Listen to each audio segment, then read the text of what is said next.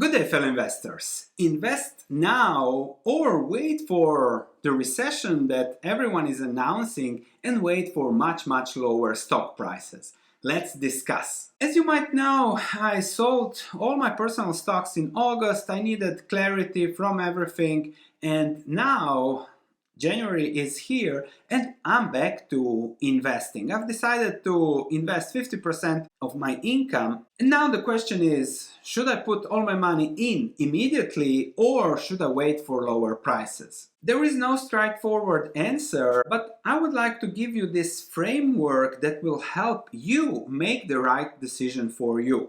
We have to discuss, of course, the situation, the recession chances, then go into strategy, and then also discuss what is investing. By putting these three things together, you will likely find the best answer there for you. Let's start. So, recession ahead, crash chances, what's going on in the market, what will happen, and how important this really is for your long-term wealth accumulation and investing. You will be surprised. When we look at the market, this was a great comment from Jones. So Nasdaq up, huge exuberance. Again, Nasdaq up, huge exuberance. So everyone is waiting for stocks to go down, even if those stocks have already gone down a little bit. So if stocks go down, we can all buy on the cheaper, and that is the right investing spirit. The situation is pretty simple. Interest rates are going up, and we have had amazing 4 decades when it comes to investing thanks to declining interest rates. So it is most likely that just the stock market won't do much over the next 10 years. Druckenmiller said 0 real returns. The expectations are pretty bleak, so you might say maybe just wait for a crash or something that will allow us to invest better, because a recession is never priced in. When it comes to a recession, everyone says, okay, mild recession might be priced in, but the truth is that it's never priced in. Let me just show you the S&P 500 here, and the gray column here is a recession. Start of the recession, crash. Start, look at the crashes. So here there was one outlier, but then again, down, down, down, down, down a little bit like we are now, and down even more, then a few more recessions. So you think that the market might think positively about a recession, but usually when it starts, it is down, down, because of natural forces where you lose your money, you sell in panic, you see stocks going down, you sell more. So it is something irrational for the short term, but when there is a recession, when it is announced, when the world looks like it will end, stocks go down. So if you can time that, great, you can make a lot of money by buying on the cheap and before the rebound. But can we predict a recession? Let's focus on what is knowable. And I've looked at a lot of outlooks from various banks and everything for 2023, and they all discuss what they see, how they see it. And the fact is that Wall Street is always bullish, as we've discussed in the summary of the margin of safety, which is a must watch. I'll put the link here for the playlist. But let's look at their projections. Maybe there is something interesting. But before you look at the projection, remember this. This is Wall Street's 2022 projections in 2021. Goldman says that the S&P 500 will go to 5,100. Then they corrected it 4 times. And now their new estimate was 3,600, and of course it ended wrong. As Yogi Berra said, it's tough to make predictions, especially about the future. But I can tell you what will happen in 2023 and when to buy, no worries. Before that, let's look at what investment bankers say. Credit Suisse, Eurozone and UK already in a recession, the US avoiding a recession, so that's their plan. Of course, UBS, potential market surprises, but China booming and recovering, which is a positive, bullish thing. Recovery, markets lead, the economy follows. So we are already past the recession, everything will grow.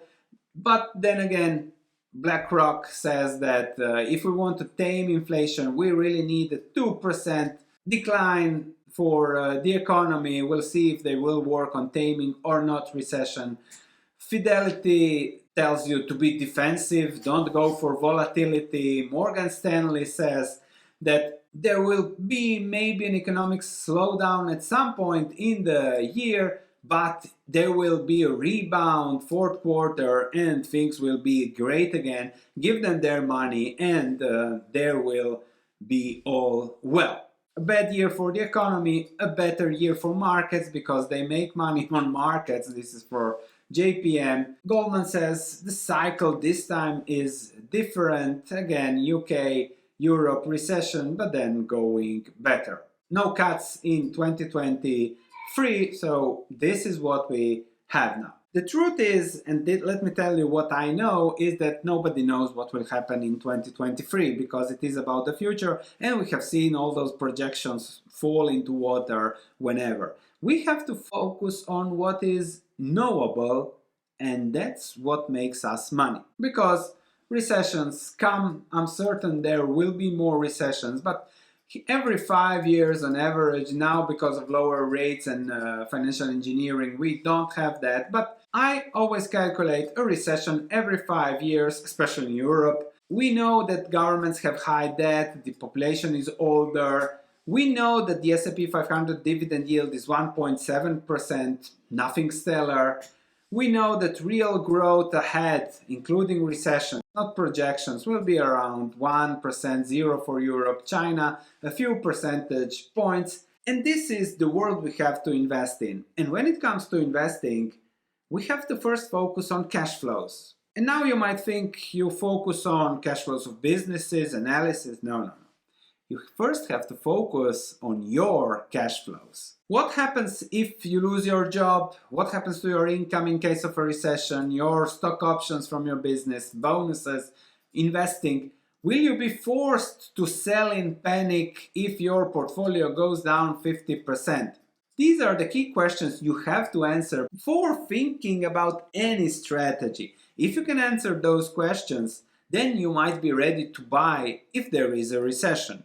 But what if a recession doesn't happen until 2025 and the stock market first goes up 50% for those waiting and then you buy eventually, etc., etc. It's impossible to predict. I know people that have been waiting for a recession since 2010 because the outlook was terrible in 2010. Money printing, this or that, recessions, businesses, home prices dropping till 2015 in the Netherlands, for example. And the outlook was bleak and people were waiting for better investment opportunities. Of course, they started investing at the end of 2021. That's life. So we cannot know where the market will go, but we can answer another question. Do we want to accumulate wealth over time, or we want to wait for 20% lower prices with our money or something like that?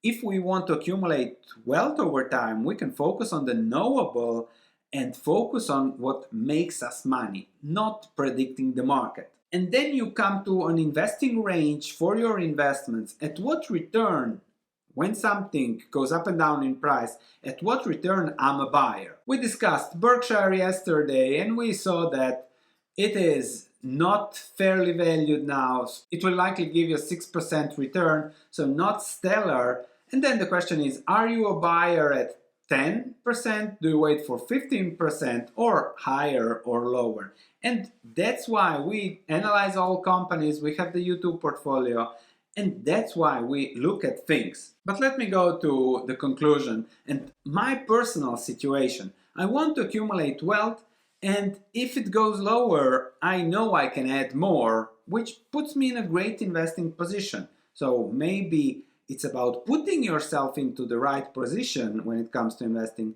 and not really about predicting the market. Think about it. And the key, of course, is accepting volatility. And if you know that markets will be volatile, then you can simply buy more if it goes lower and do good.